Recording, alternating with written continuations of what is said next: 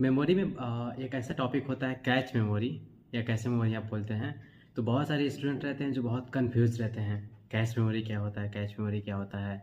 तो बेसिक तौर पे एक एग्जांपल है कि हम लोग समझ सकते हैं कैश मेमोरी कैसे प्रॉपर काम करता है। तो कैश मेमोरी में बेसिकली 3 लेवल्स होते हैं, L1 L2 L3। अगर पूरे साइकिल की हम बात करते हैं देन CPU के पास जब भी कोई डेटा रिक्वेस्ट के लिए आता है तो वहाँ पे जैसे ही रिक्वेस्ट के लिए कोई डेटा आया सबसे पहले वो जाता है कैच मेमोरी में, चेक करता है कि क्या उसके पास डेटा प्रोसेस हो सकता है, क्या वो डेटा अवेलेबल है।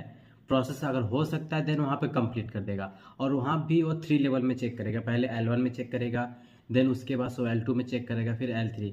अगर कैच मेमोरी में इन तीनों लेवल पे अगर आपका प्रोसेस डेटा नहीं हो सकता है देन रैम के पास जाता है। अगर वहाँ भी डेटा हमारा प्रोसेस नहीं रहेगा तब सेकेंडरी मेमोरी के पास जाता है।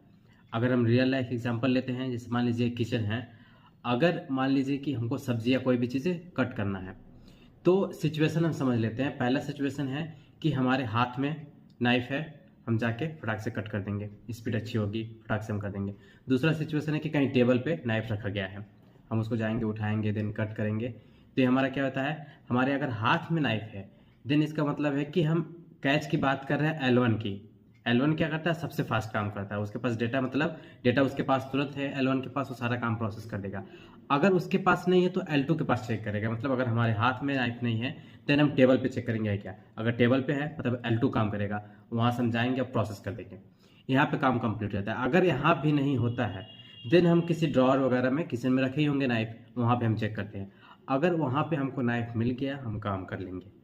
तो ये हमारा कैच मेमोरी के सिंपल से एग्जांपल से। अगर तीनों लेवल पे अगर आपको कैच मेमोरी में डेटा नहीं मिलता है, ना आपके हाथ में नाइफ है, ना टेबल पे है, ना किसी ड्रॉअर में है, ठीक है, तब आप जाएंगे या जो हमारा प्रोसेस होगा वो रैम के पास जाता है। और रैम आपका किचन की एक पेंट्री होती है। पेंट्री में तो कहीं ना कहीं पड़ा होगा किचन में हमारे नाइफ, तो खोज लेंगे, काम हो जाएगा। इन केस कि अगर रैम के पास भी वो प्रोसेस नहीं हो सकता है, वो डेटा नहीं है, तब लास्टली वो चला जाता है सीधे सेकेंडरी मेमोरी के पास। अब सेकेंडरी मेमोरी एक हम एग्जांपल ले सकते हैं पूरे वेयर हाउस का। अब वेयर हाउस में सारे सामान हमारे पड़े रहते हैं, मतलब जो डेटा आपको प्रोसेस करना है, अगर कैच मेमोरी नहीं किया रैम करेगा, रैम नहीं किया देन सेकेंडरी मेमोरी कर देगा। तो बहुत बेसिक सा कॉन्सेप्ट है, अगर थोड़ा सा हम समझेंगे तो बहुत क्लियर हो जाएगा।